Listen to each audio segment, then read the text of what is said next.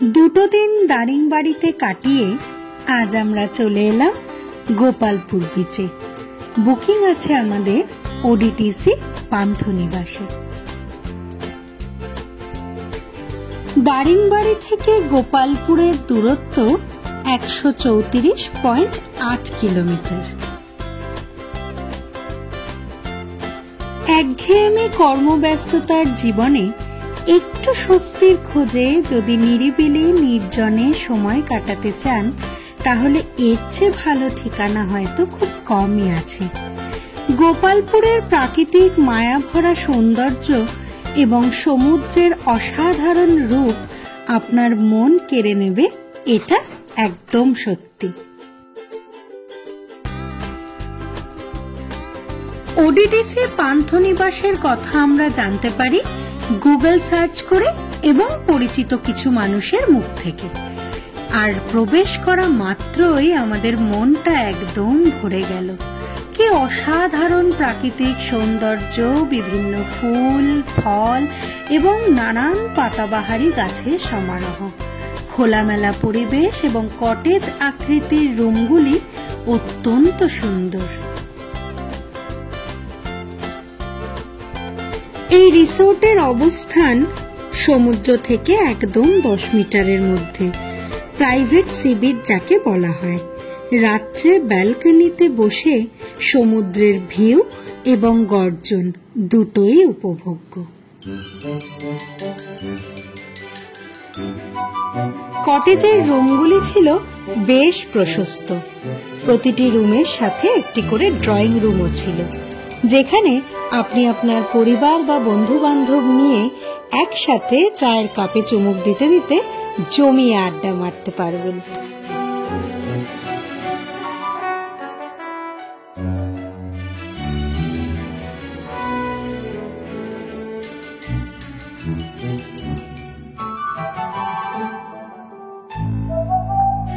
এই হলো এই রিসোর্টের রিসেপশন এরিয়া, যার পাশে নিজস্ব এদের একটি রেস্টুরেন্টও রয়েছে। অন্ধ্রপ্রদেশ বর্ডারের লাগোয়া হওয়ায় এখানকার সমস্ত রান্নায় কম বেশি সাউথ ইন্ডিয়ান ছোঁয়া রয়েছে। রিসেপশন এরিয়া থেকে বেরিয়েই একদম সোজাসুজি নাক বরাবর হেঁটে গেলে সি বিচ। কখন আসবেন এই গোপালপুরে?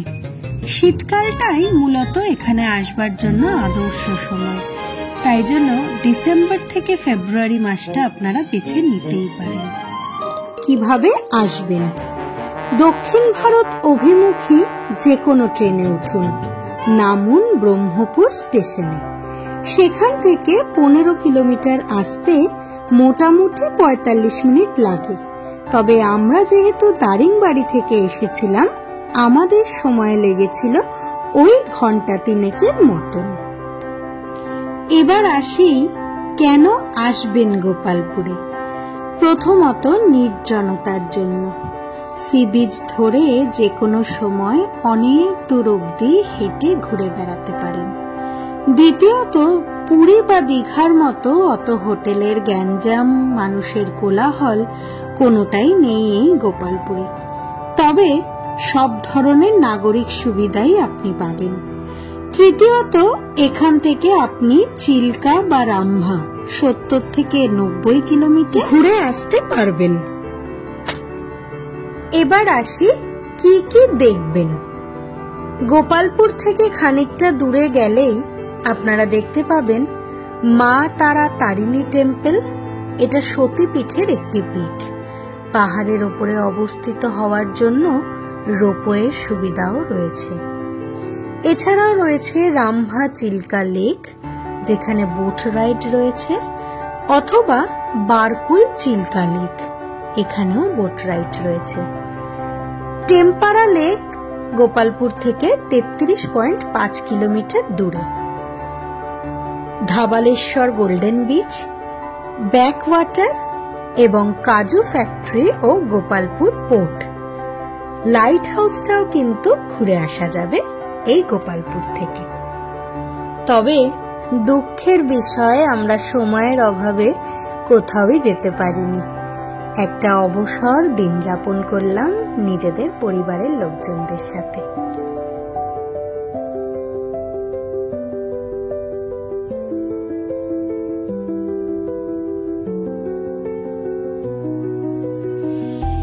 বিন্দু বিন্দু জলরাশি একত্রিত হয়ে এক বিরাট সমুদ্র সৃষ্টি করে। সমুদ্রের উত্তাল ঢেউয়ের জলরাশি আমাদের জানান দেয় তার অস্তিত্ব। সাগরের বিশালতা আমাদের বুঝতে শেখায় কোনো কিছুই তুচ্ছ নয়। বর্তমানে যাকে আপনি ক্ষুদ্র কিংবা ছোট ভেবে তুচ্ছ মনে করছেন, কোনো না কোনো এক সময় বিশাল সাগরে পরিণত হয়ে তা আপনাকে নিজের ক্ষমতা দেখাবেই। এই বিশাল সমুদ্রে কত শত রহস্য যে লুকিয়ে রয়েছে তার কোনো হিসেব নেই। সেখানে বিদ্যমান রয়েছে কত শত জলজ জীব, তার ইয়ত্তাই নেই।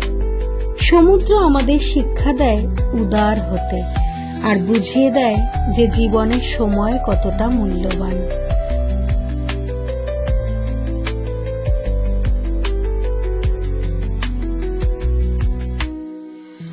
গোটা একটা দিন গোপালপুরে কাটিয়ে এবার আমাদের ফেরার পালা। ইচ্ছে না থাকলেও ফিরতে হবে রোজকার ব্যস্ততার জীবনে। তাই জন্য আমরা তাড়াতাড়ি চেক আউট করে বেরিয়ে পড়লাম বাড়ি ফেরার উদ্দেশ্যে। আপনারা সবাই ভালো থাকবেন, আমার চ্যানেলের সঙ্গে থাকবেন।